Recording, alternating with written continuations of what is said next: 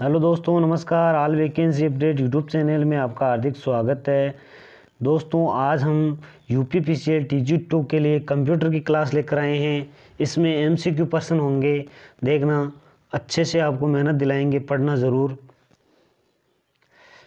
पहला क्वेश्चन है, कई फाइलों से ऑब्जेक्ट मॉड्यूल को जोड़ सकता है। पहला ऑप्शन है लिंकर, दूसरा है लोडर, तीसरा है इंटरप्रेटर, चौथा है कंपाइलर और पांचवा है इनमें से कोई नहीं। तो दोस्तों, इसका आंसर होगा लिंकर।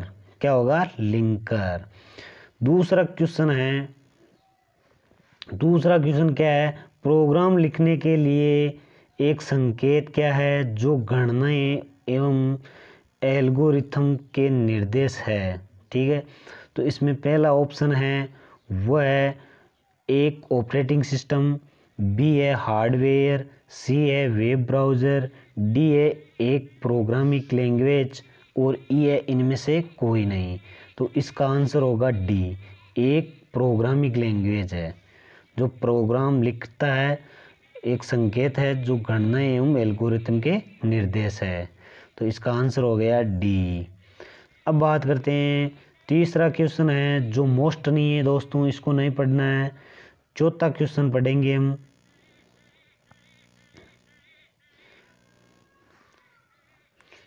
चौथा क्वेश्चन क्या कह रहा है? देखो दोस्तों, इनमें से किसको लो लेवल लैंग्वेज कहा जाता है? तो पहला ऑप्शन है मशीनी लैंग्वेज, बी ऑप्शन है असेंबली लैंग्वेज, सी है ए और बी दोनों और डी है या तो ए या बी। पांचवा ऑप्शन ई है, वह इनमें से कोई नहीं। तो चौथा का आंसर होगा सी, ए और बी दोनों, यानी मशीनी लैंग्वेज और असेंबली लैंग्वेज दोनों ही हैं जो लो लेवल लैंग्वेज कहा जाता है जिनको। इसका आंसर हो गया सी। पांचवा क्वेश्चन की बात करते हैं। एक प्रक्रिया है जो बड़े खुदरा विक्रेता द्वारा प्रवृत्तियों का अध्ययन करने के लिए इस्तेमाल की जाती है, उसे क्या कहते हैं? तो इसमें पहला ऑप्शन है डाटा मीनिंग, दूसरा है डाटा सिलेक्शन, तीसरा है POS और चौथा डी ऑप्शन है डाटा कन्वर्सन और चौथा है इनमें से पांचवा इनमें से कोई नहीं। तो इसका आंसर होगा ए, यानी डाटा मीनिंग होता है वो। ठीक है, क्या होता है? Data meaning. बात करते हैं छठे क्वेश्चन की। तो छठा भी क्या है? इम्पोर्टेंट नहीं है, इसके बारे में हमको पढ़ना नहीं है। बात करते हैं अब सातवें क्वेश्चन क्या है। तो सातवें क्वेश्चन की बात करते हैं। एक ट्रांसलेटर को क्या कहते हैं जो इनपुट के रूप में असेंबली लैंग्वेज लेता है और आउटपुट के रूप में मशीनी लैंग्वेज कोड देता है? तो उसको क्या कहते हैं? उसको हम कहते हैं असेंबलर। क्या कहते हैं? उसको हम असेंबलर कहते हैं। इसका आंसर हो गया डी। क्या हो गया? डी। आठवां क्वेश्चन की बात करते हैं। तो ये भी इतना मोस्ट नहीं है, इसको भी नहीं करना है। ठीक है, नौवां क्वेश्चन पढ़ते हैं। एक इंटरप्रेटर क्या है, यानी एक इंटरप्रेटर क्या है? तो इसका आंसर ए होगा। इंटरप्रेटर में लाइन का रूपांतरण होता है जिसके रूप में प्रोग्राम रन करता है। ठीक है, क्या हो गया? एक इंटरप्रेटर क्या होता है कि इंटरप्रेटर में लाइन का रूपांतरण होता है जिस रूप में प्रोग्राम रन करता है, यानी दौड़ता है। ठीक है, अगले क्वेश्चन की बात करते हैं। 10वां क्वेश्चन।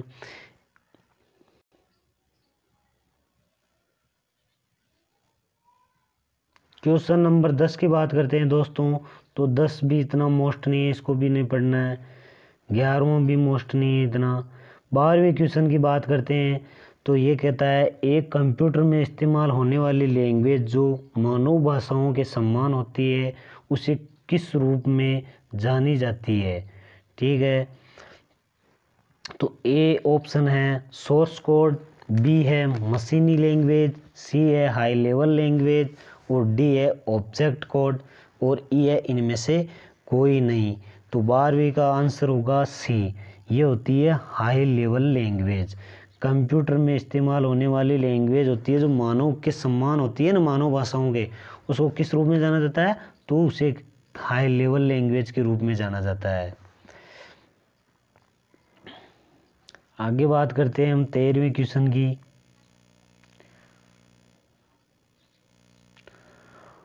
फोर्ट्रन का पूर्ण रूप क्या है? ठीक है, फोर्ट्रन भाषा है, इसका पूर्ण रूप क्या है, तो इसका आंसर होगा बी, फॉर्मूला ट्रांसलेशन। ठीक है, इसका आंसर क्या हो गया, बी, फॉर्मूला ट्रांसलेशन। बात करते हैं 14वें क्वेश्चन की। तो उस त्रुटि को किस रूप में जाना जाता है जिसे कंपाइलर द्वारा ढूंढा जा सकता है? तो 13वें क्वेश्चन का आंसर तो बता दिया आपको। 14वां क्वेश्चन है तो इसका आंसर है ए, सिंटैक्स एरर्स। ठीक है, उसको कहते हैं हम सिंटैक्स एरर। 15वें क्वेश्चन की बात करते हैं। एक कंपाइल हाई लेवल प्रोग्राम को लो लेवल प्रोग्राम में रूपांतरण करता है जिसे कहा जाता है। ठीक है, तो इसको हम कहते हैं ऑब्जेक्ट कोड। 15वें क्वेश्चन का आंसर क्या होगा, ए, यानी इसी को हम क्या कहते हैं, ऑब्जेक्ट कोड कहते हैं। बात करते हैं हम 16वें क्वेश्चन की।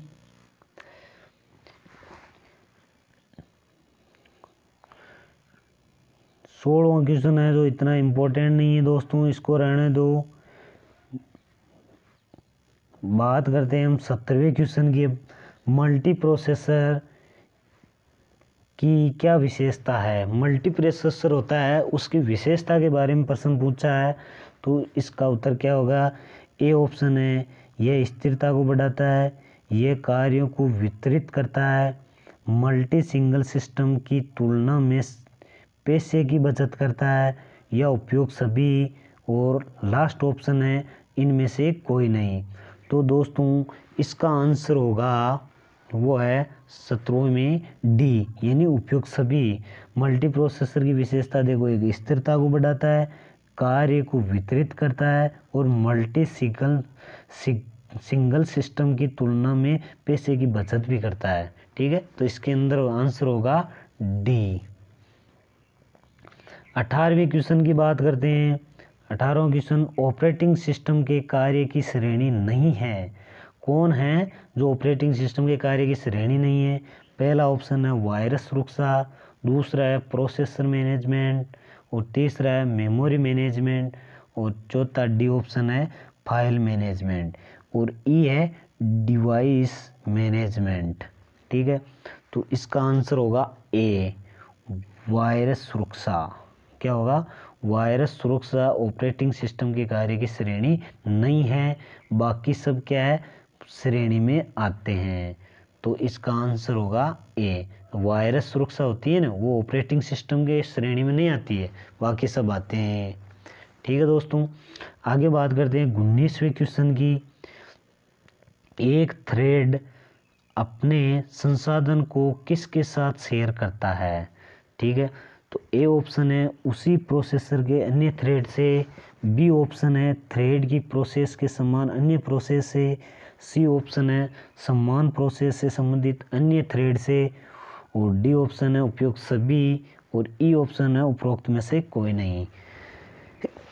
तो इसका आंसर होगा ए। क्या होगा, ए, यानी उसी प्रोसेस के अन्य थ्रेड से शेयर करता है। बात करते हैं 19वें क्वेश्चन हो गया है 20वें क्वेश्चन की। 20वें क्वेश्चन की बात करें, 20वें क्वेश्चन पढ़ते हैं।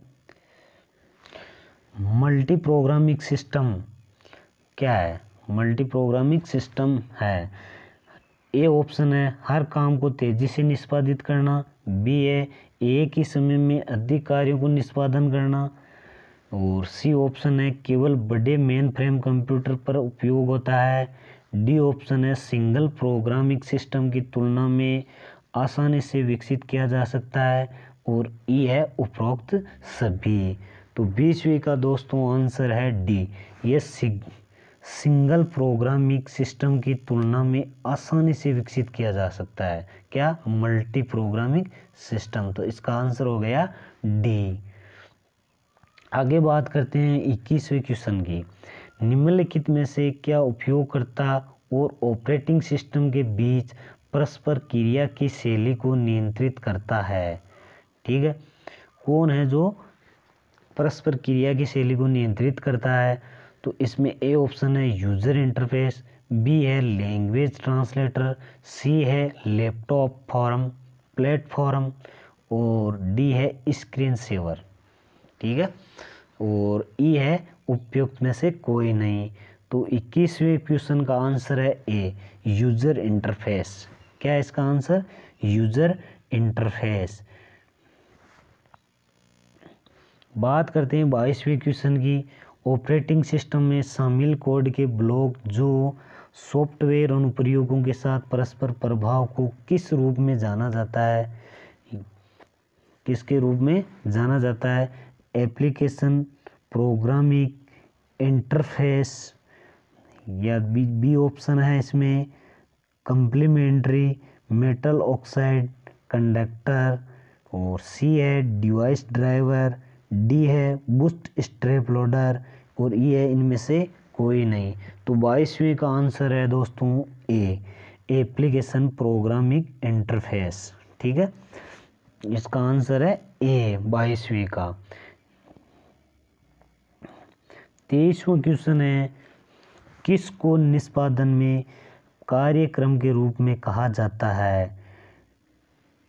इंस्ट्रक्शन, प्रोडक्ट, फंक्शन या प्रोसेस या उपयुक्त सभी। तो इसमें आंसर होगा डी प्रोसेस। प्रोसेस होती है, प्रोसेस को निष्पादन में कार्यक्रम के रूप में कहा जाता है। बात करते हैं 24वें क्वेश्चन की। एम्बेडेड ऑपरेटिंग सिस्टम का उपयोग किया जाता है, किस में होता है इसका उपयोग? तो ए ऑप्शन है पीडीए में, बी है एक डेस्कटॉप ऑपरेटिंग सिस्टम में, सी है एक नेटवर्क पीसी में, डी है एक नेटवर्क सर्वर में, ई है एक मेन फ्रेम में। तो किस में होता है? इसका आंसर होगा दोस्तों 24वें का ए यानी पीडीए में होगा। एम्बेडेड ऑपरेटिंग सिस्टम का उपयोग कहाँ होता है? पीडीए में होता है। आगे क्वेश्चन की बात करते हैं दोस्तों 25वें की।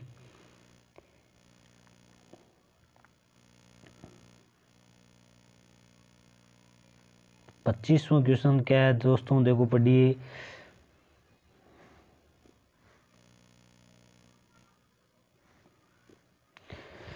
पच्चीसवां क्वेश्चन है लिनक्स किस प्रकार का सॉफ्टवेयर है? लिनक्स है जो किस प्रकार का सॉफ्टवेयर है? पहला ऑप्शन है शेयरवेयर, बी है व्यावसायिक और सी है प्रोप्राइटरी और डी है ओपन सोर्स और ई है ए और डी दोनों। तो इसका आंसर होगा डी, ये ओपन सोर्स है। क्या है? लिनक्स किस प्रकार का सॉफ्टवेयर है? ओपन सोर्स है ये। 26वें क्वेश्चन की बात करते हैं। ऑपरेटिंग सिस्टम की एक अकेले प्रोसेसर में एक ही कंप्यूटर प्रणाली में दो या दो से अधिक प्रोग्राम को एक साथ निष्पादित करने की क्षमता को क्या कहते हैं? तो उसको हम कहते हैं दोस्तों मल्टी प्रोग्रामिंग। क्या कहते हैं? मल्टी प्रोग्रामिंग कहते हैं। इसका आंसर है 26 का सी। क्वेश्चन नंबर अब 27 की बात करते हैं दोस्तों। ऑपरेटिंग सिस्टम के प्रकार है जिसे उपयोग करने के लिए आप कंप्यूटर किस पर निर्भर करता है? के लिए आपका कंप्यूटर होता है ना, वो किस पर निर्भर करता है?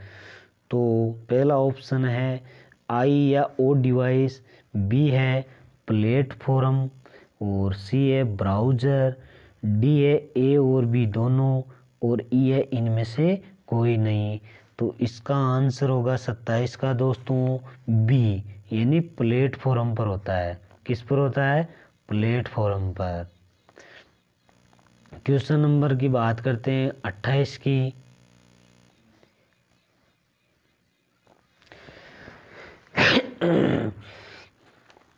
28 नंबर क्वेश्चन है वो है कि ऑपरेटिंग सिस्टम है जो वास्तविक समय के संदर्भ में अध्ययन और प्रतिक्रिया करता है। पहला ऑप्शन है वास्तविक समय प्रणाली, बी ऑप्शन है बैच सिस्टम, सी है क्विक रिस्पॉन्स सिस्टम और डी है टाइम शेयरिंग सिस्टम और ई है इनमें से कोई नहीं। तो इसमें आंसर होगा 28 में ए। वास्तविक समय प्रणाली होती है वो ऑपरेटिंग सिस्टम है जो वास्तविक समय के संदर्भ में अध्ययन और प्रतिक्रिया करता है। तो इसका आंसर हो गया वास्तविक समय प्रणाली। 29वां नंबर क्वेश्चन की बात करते हैं। जब आप एक पीसी को बूट करते हैं तो क्या होता है। जब आप एक पीसी को क्या करते हो, बूट करते हो, तो क्या होता है। ऑपरेटिंग सिस्टम के कुछ भागों को डिस्क से मेमोरी में कॉपी किया जाता है। ऑपरेटिंग सिस्टम के कुछ भागों को मेमोरी से डिस्क में कॉपी किया जाता है। सी ऑप्शन है ऑपरेटिंग सिस्टम के कुछ भागों में कॉपी किया जाता है। डी ऑप्शन है ऑपरेटिंग सिस्टम के कुछ भागों को एमुलेटेड किया जाता है और ई है इनमें से कोई नहीं। तो 29वें क्वेश्चन का आंसर होगा दोस्तों ए। ऑपरेटिंग सिस्टम के कुछ भागों को मेमोरी से डिस्क में कॉपी किया जाता है। क्या किया जाता है, कॉपी किया जाता है। यानी ऑपरेटिंग सिस्टम के कुछ भागों को मेमोरी से डिस्क में कॉपी करना ही पीसी को बूट करते हैं। ठीक है दोस्तों, बात करते हैं नेक्स्ट क्वेश्चन की। नेक्स्ट क्वेश्चन है 30वां। विभिन्न प्रोसेसर द्वारा दो या दो से अधिक प्रोग्राम को एक साथ प्रसंस्करण को क्या कहते हैं। ठीक है, तो इसमें पहला ऑप्शन है मल्टी प्रोग्रामिंग, बी है मल्टीटास्किंग, सी है मल्टी शेयरिंग और डी है मल्टी प्रोसेसिंग और ई है इनमें से कोई नहीं। तो इसका 30वें क्वेश्चन का आंसर होगा दोस्तों डी, यानी मल्टी प्रोसेसिंग।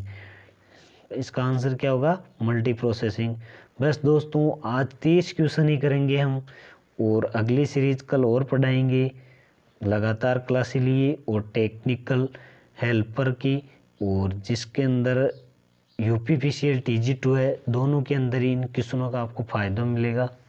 थैंक यू दोस्तों। वीडियो अगर अच्छी लगे तो लाइक और शेयर ज़रूर कर देना।